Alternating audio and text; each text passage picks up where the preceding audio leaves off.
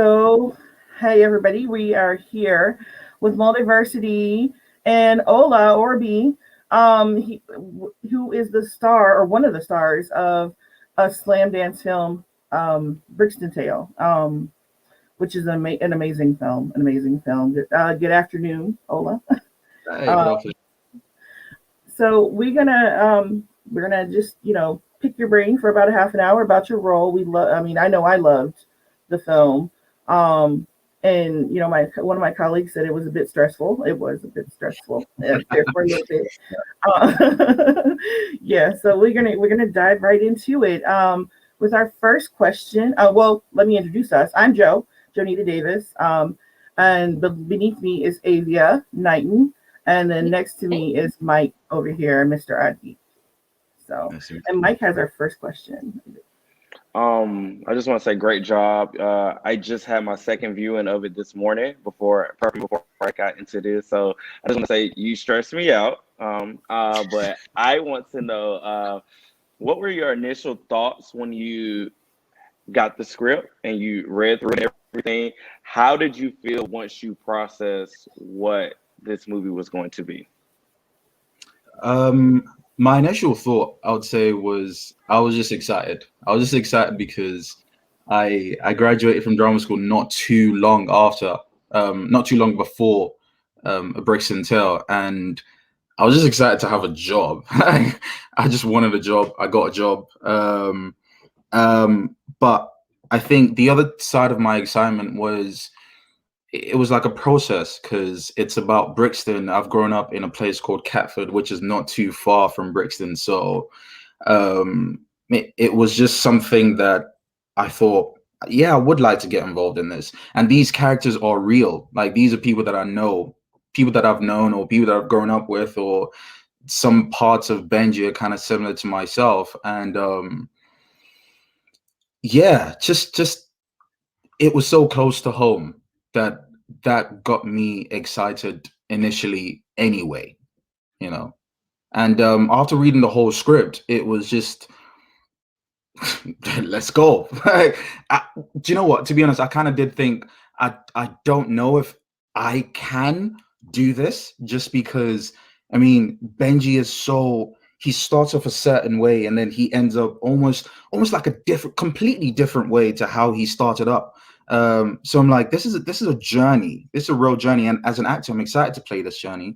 I'm excited to do this, but I hope I can do this. And then when you get the backup from the directors and the producers, they're like, yeah, we believe you can do this. We want to give you the job. It's comforting. So yeah, that's how I felt.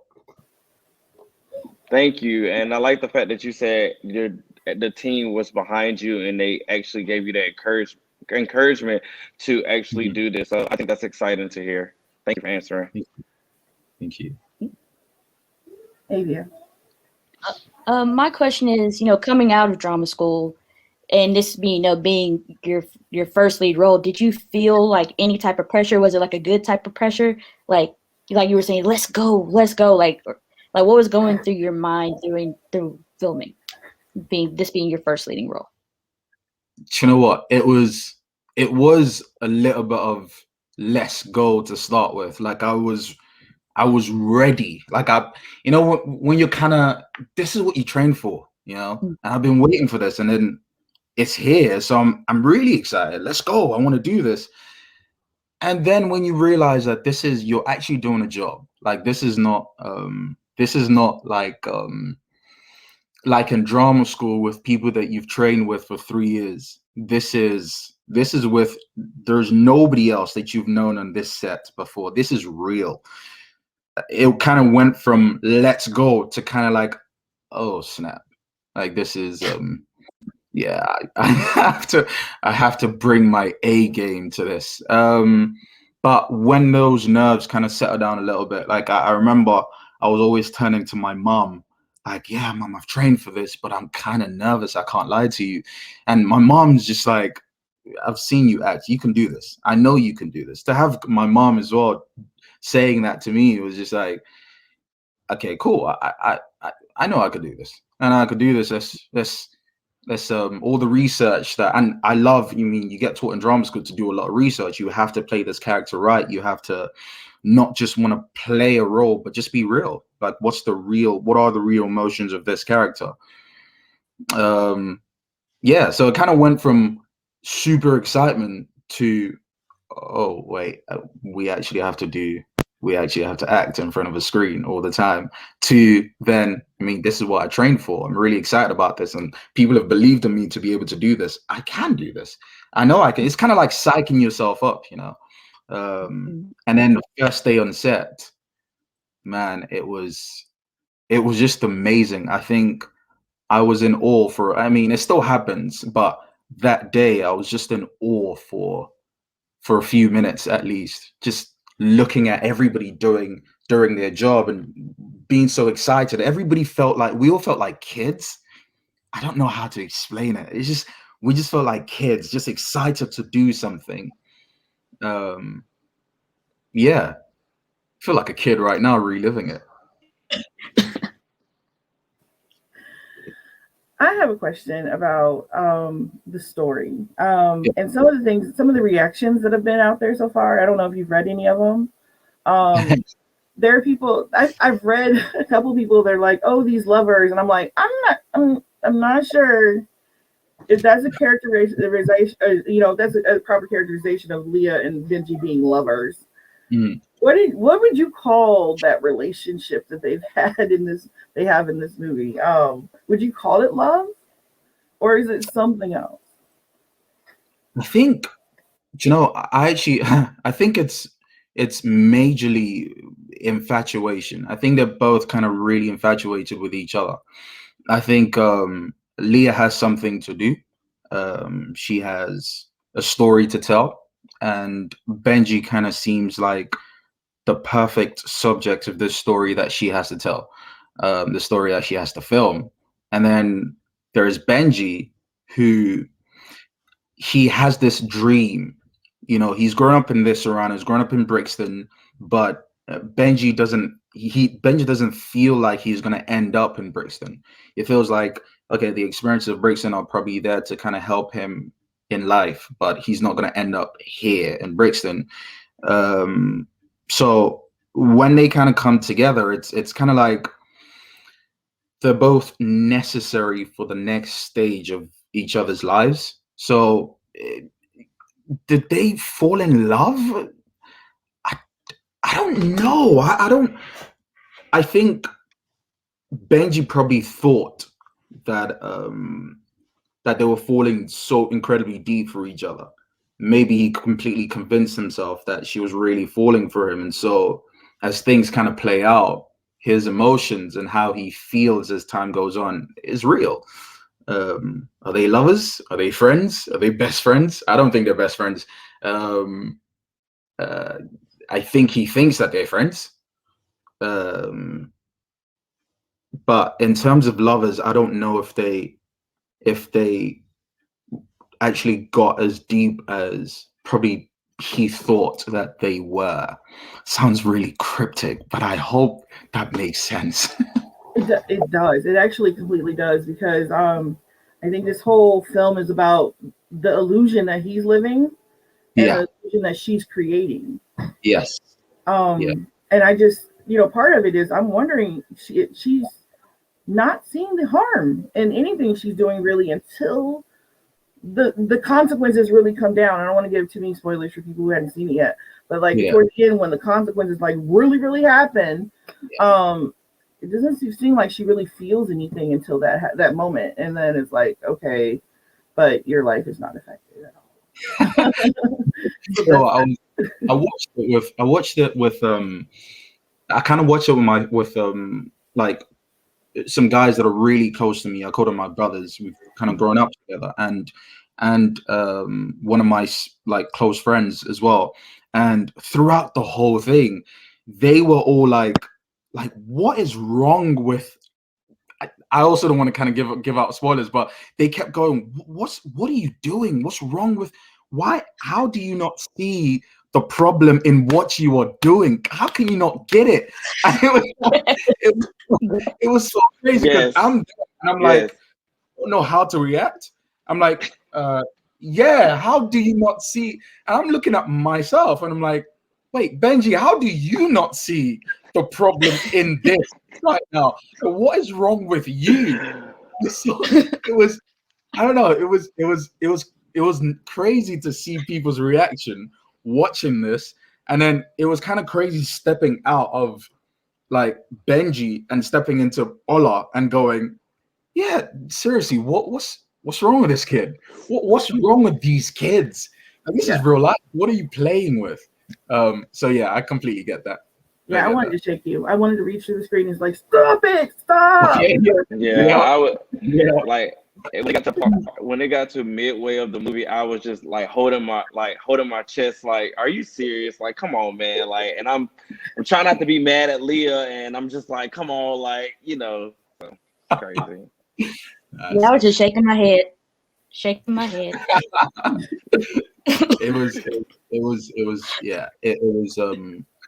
was a great experience. It was a great experience being in it.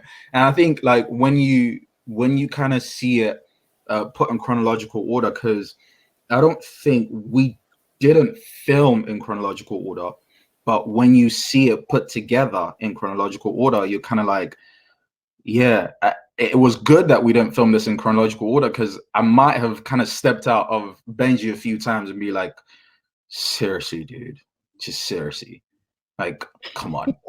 Like, and you have people around you as well. There are people warning you about this, and you're why? Yeah. Yeah, it's like let me have a talk to my character real quick, okay? Yeah. Basically, yeah. Mike, you had another question? My next question would be, since we're getting into the film, what was one scene that you were happy to see come to life as you were filming and then actually watching it? What is one of your favorite scenes to see from the movie? You know what? This scene actually followed me all the way through. So before I say what scene it was a scene that I auditioned with.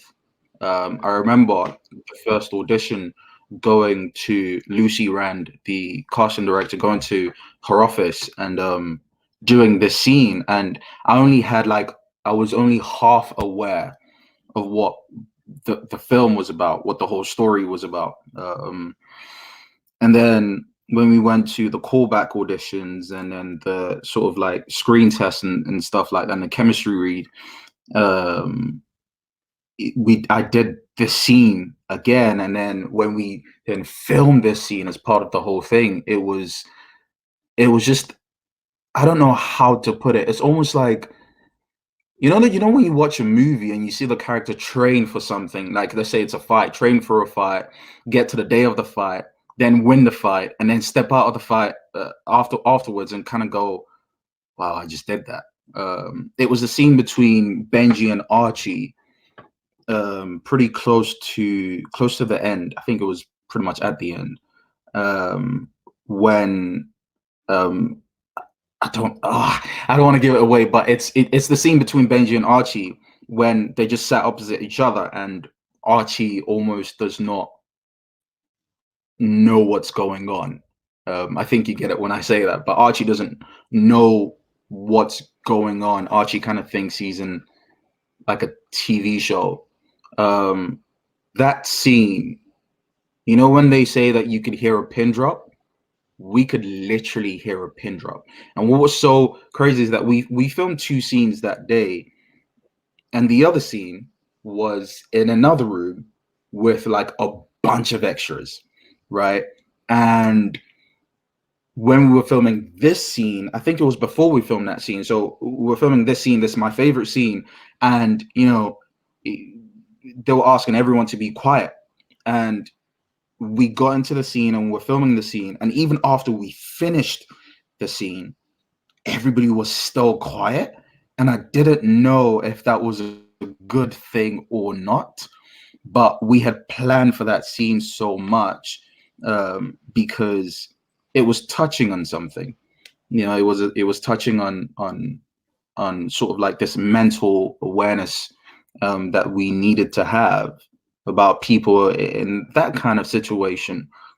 It was kind of heartbreaking to see as well, to be in it, but also to see it. It was really heartbreaking. But that was definitely my favorite scene. That was. I hope you. Yeah, you know what scene I'm talking about. But yeah, that was. I do know what scene you talking about. I love the Yes. relationship between. I love the relationship between the both of them. I mean, they're like best friends and brothers at the same time. And I feel like they are there for each other, and you see that as the movie goes on. So I commend the person who wrote this, like, because that was their relationship is what people need to see as well, because sometimes you don't have somebody there for you, and I feel like they still had each Yeah, other at the same time. yeah, yeah, Craig Middleberg that played Archie. It was just a joy to work with someone like that, because he was so into it. Do you know what I mean? Like when the directors would yell cut, um, we would just be playful. We were always talking about something, like talking about each other, trying to find out about each other, just getting to know each other a lot more. And because he does music as well, right? And sometimes he would just be like spitting some bars, or just talking, just doing whatever. But when we're like, I don't know, like a minute close to the scene, we just both kind of switch into this thing, especially that scene. I remember we were talking, we were both sitting down and we were talking, and we were told that, okay, we're about to shoot the scene, and we just went, literally without any preparation, we just kind of nodded to each other. We're like, okay, cool, I'll see you in a minute. And he went one way and I went another way, and he put in some headphones and I put in some headphones, and like 60 seconds later, boom, we have to go into the scene. We go into the scene, and just it was just, I don't know how many times we filmed it. Probably filmed like 3-4 times, but it just felt perfect. It just felt perfect every time. It was perfect. Avia, you had a question. Yes. Since we in this podcast and in this YouTube series, since we do talk about nerdy things, I have one question. If coming off of Brixton's Tale, you had to play a superhero, who would you play?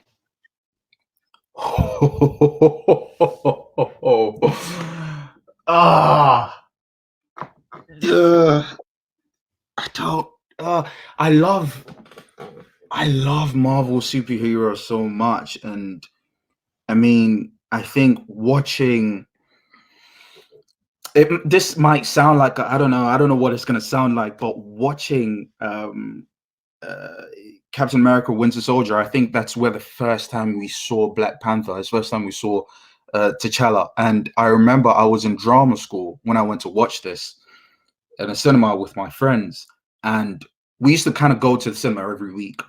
And I remember when he came on, like we saw him on the screen for the first time, and I lost my mind. Like I just went crazy, because I was like, oh my goodness, I might be in the Marvel movies one day. I just felt like that. I was just like, man, I could do this.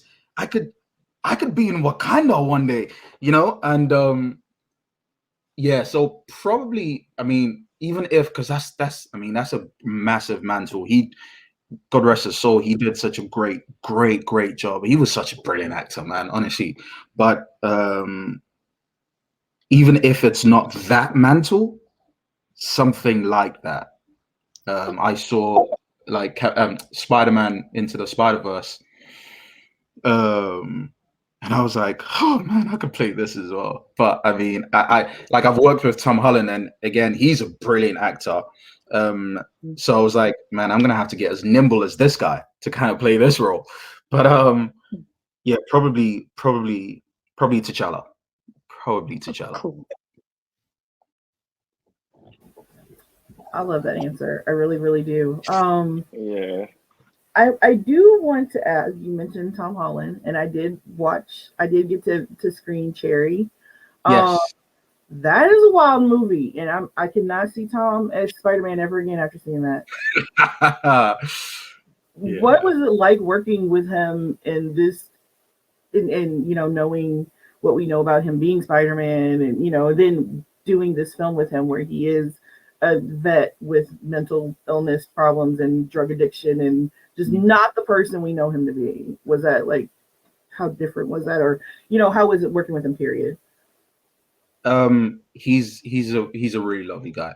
First of all, like, I mean, I don't know. I don't know. You don't know what you really expect, but he was a very, very lovely guy from the first day I saw him, or we met him on set. He was just, you know, and we stayed in like pretty close proximity in terms of like locations a lot of the time, and like myself, the rest of the cast, him, we would spend a lot of evenings together.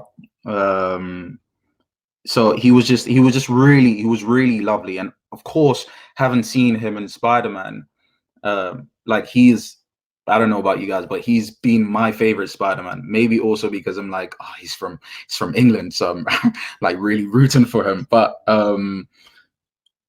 when I genuinely didn't know what to expect as Tom Holland in this role, but there was one scene that made my respect for Tom kind of go like that, which was it was a scene between us as soldiers, and like it was a scene that I was in, and I really can't give this one away, but it was seeing his reaction to something that happened in that scene, and the explosion. I mean, you saw it in a trailer, the explosion. It was seeing his reaction to the aftermath of that explosion, and being in that scene, I wanted, like, I kind of caught myself being an audience member.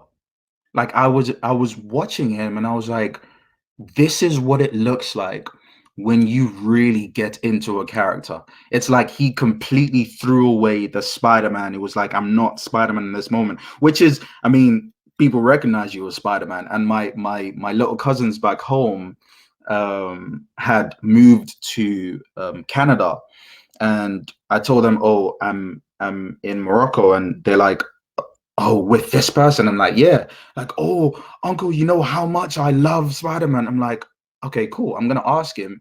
And I couldn't even get out my question. I was like, oh, Tom, my cousins really love, one of my cousins' favorite, he's like 8 years old, and he loves Spider-Man. He was like, yeah, of course, let me, can I send him a message? I was like, it was amazing to meet such a lovely human being, but also such a lovely actor.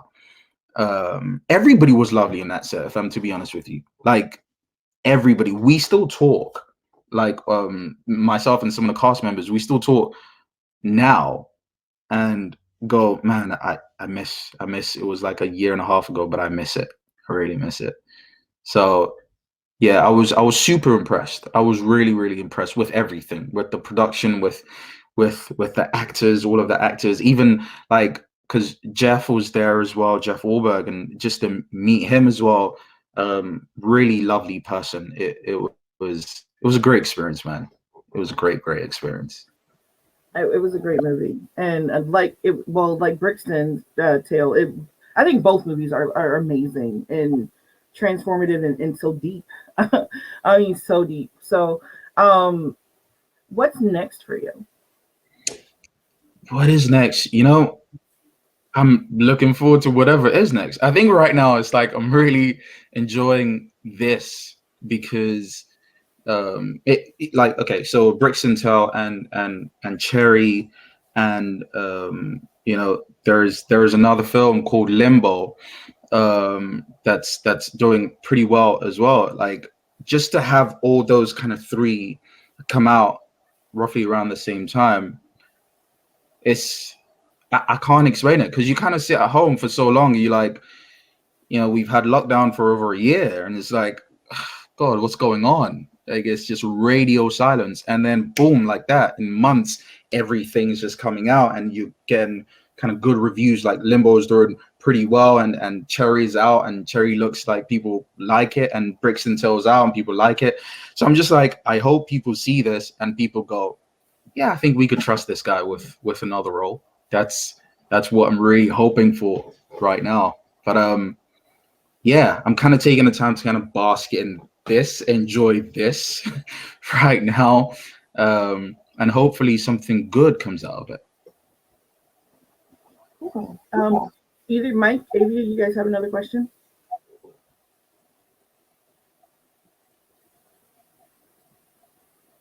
Avery, did you have one? Because I was gonna let you go first. You got one, Mike. You can go ahead and ask.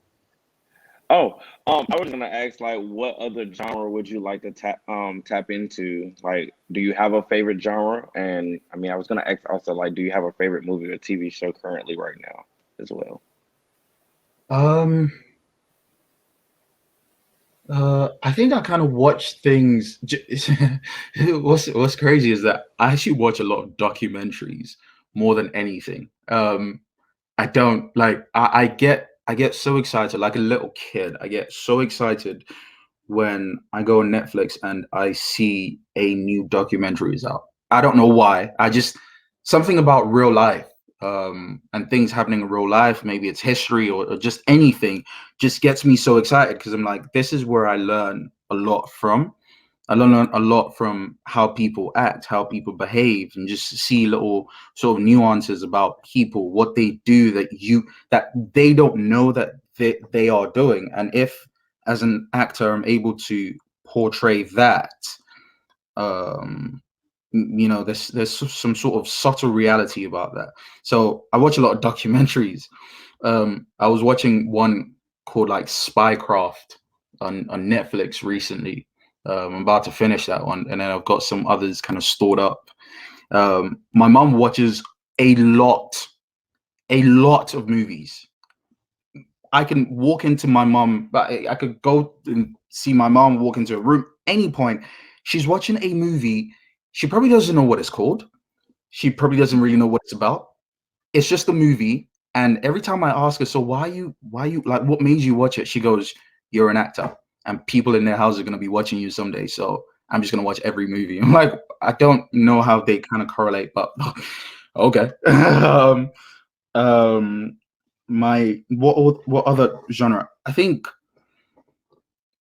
yeah, I would love, I suppose I would really love to play a sort of superhero someday, but also I kind of love biopics. I love stories that tell the real life story of somebody. It's a massive challenge. That's why, again, I really, really, really respect the things that Chadwick has done. It's a massive challenge. It's such a massive challenge because people are watching you. People that knew that person are watching you, and they're like, yes, you did that well, or you didn't do that well. So yeah, those are kind of like my favorite that I would love to get into. I just love to tell stories, man. I just love to tell stories.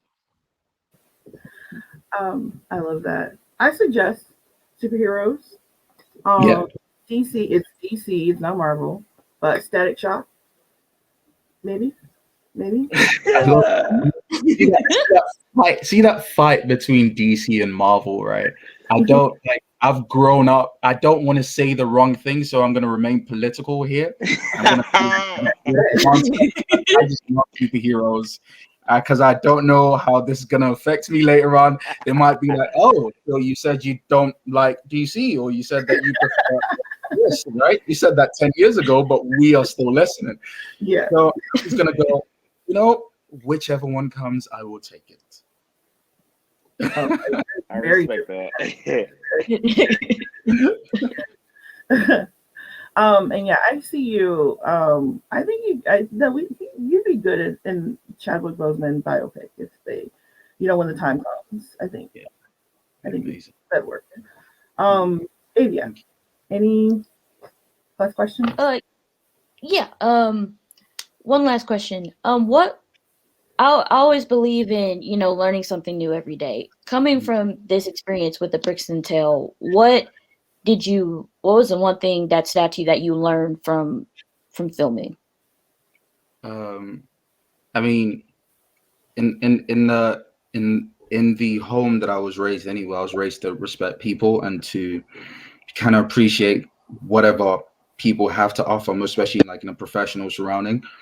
Everybody has a role to play, but I don't think I respected it as much as I did until I was on a Brixton Tale. Just to see everybody like so hardworking and working just to bring this one sort of like baby to life. I don't know, just taking that away, every sort of like project I've been blessed to be a part of after that, I've just really tried as much as I can to appreciate the people. I think perhaps sometimes I'll probably step on a few people's toes when I do that, because there are people that they would ask you, oh, do you want, I don't know, like there might be a runner, for instance, they might ask you, okay, do you want a tea, do you want a coffee, do you want a this, do you want a that? And I don't know, maybe it's the way I was brought up. I'm kind of like, oh, no, thanks, it's a lie, I do want a tea, but I would probably go and make it myself, just because I want to be like, oh, just don't worry, let's just sit down, let's just talk. And sometimes I've kind of gotten the response of, oh, no, it's fine, I'll do it, I can't really sit down, I have to do my job. I'm like, I don't know how to interact in those kinds of situations. So I would say just learn to respect what people bring to an ensemble a lot more.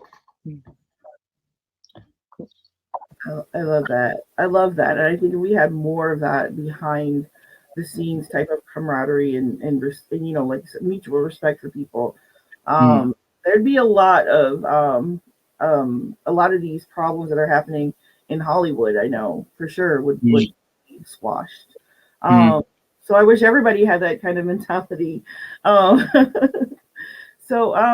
if anybody, if either of you had any more questions, I was going to say, thank you for joining us. Thank you for letting us pick your brain. Thank you so much. Thank you. Thank you guys so much. Really appreciate it. Yeah, and whatever you have coming up next, just let us know. We're you're on our radar now, so we're going to be following. Thank you so much. Thank you. And Brixton Tale is still running in Slamdance until tomorrow. Cherry starts the 26th on Apple TV. So both of them, and Limbo, we'll have to look that one up. I'm intrigued about Limbo, because I think about the word limbo. Limbo is actually one of my kind of favorite words to use when I'm writing. So I'm kind of intrigued on what Limbo is about. So I definitely will be checking that out. Definitely. Like it's by a director called Ben Sharrock. God, please forgive me. I hope Ben isn't like upset with the way I pronounce his surname. But yeah, check it out. It's I'm not gonna spoil it, but yeah, check it out. We'll watch it. We'll definitely